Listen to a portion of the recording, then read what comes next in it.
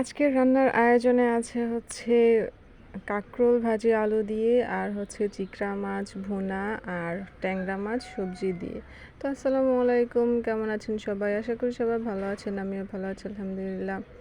তো এইখানে আমি কাঁকরোল ছোট ছোট করে কেটে নিয়েছি, এটা ভাজি করব।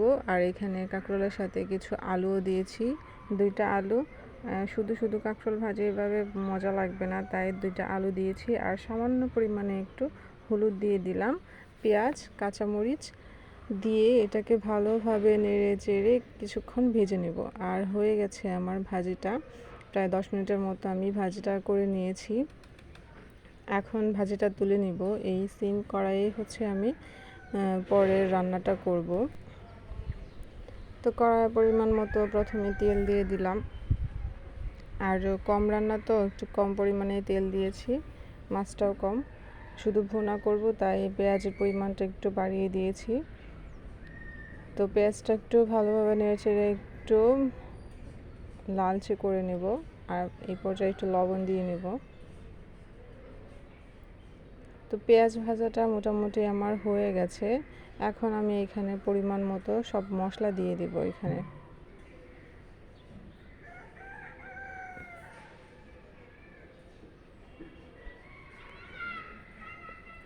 2 চা চামচের মতো মরিচের গুঁড়া দিলাম, হলুদ দিলাম, আর হচ্ছে ধনিয়ার গুঁড়া। একটু ঝাল ঝাল খেতে পছন্দ করে সবাই, তাই একটু মরিচের পরিমাণটা একটু বেশিই দিলাম।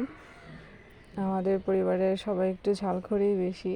আমি নিজেও খাবার সময় 2টা কাঁচামরিচ যদি না নিই তাহলে খাওয়াটা যেন কেন জানি কমপ্লিট হয় না। যতই ঝাল হোক কাঁচামরিচ লাগবেই খাওয়ার সময়। তো এখানে পরিমাণ মতো পানি দিয়ে মশলাটাকে একটু কষিয়ে নিলাম। এখন মাছগুলা দিয়ে নিলাম। আর এটা তো শুধু পেঁয়াজ দিয়ে ভুনা হবে, তাই বেশিক্ষণ লাগবে না।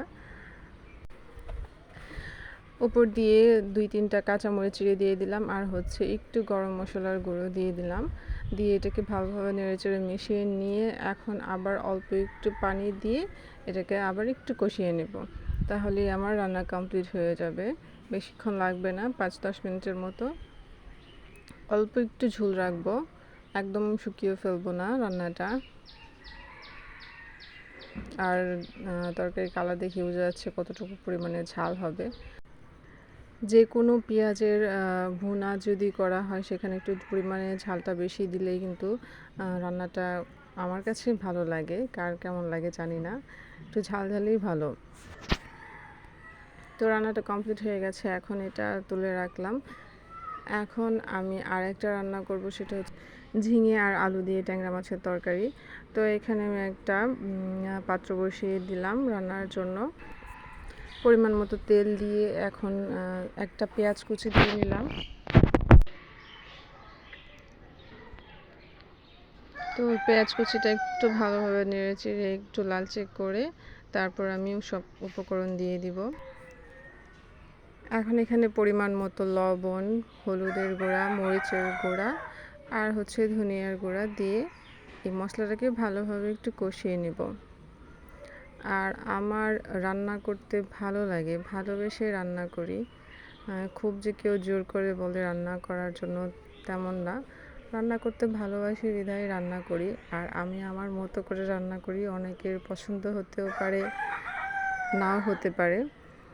আর এটা হচ্ছে অনেকে আছে অনেকের মতো করে রান্না করে, একই জেলায় বিভিন্নভাবে মানুষ রান্না করে।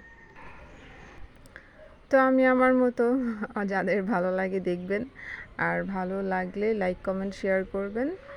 ভালো লাগা মন্দ লাগা অবশ্যই আমাকে জানাবেন। তো এখানে আমি ঝিঙে আর আলু দিয়ে একটু ঝোল দিয়ে দিয়েছিলাম, আর এখন মাছটা দিয়ে রান্নাটা আমার কমপ্লিট হয়ে গেছে প্রায়। আর সবাই ভালো থাকবেন, আল্লাহ হাফেজ।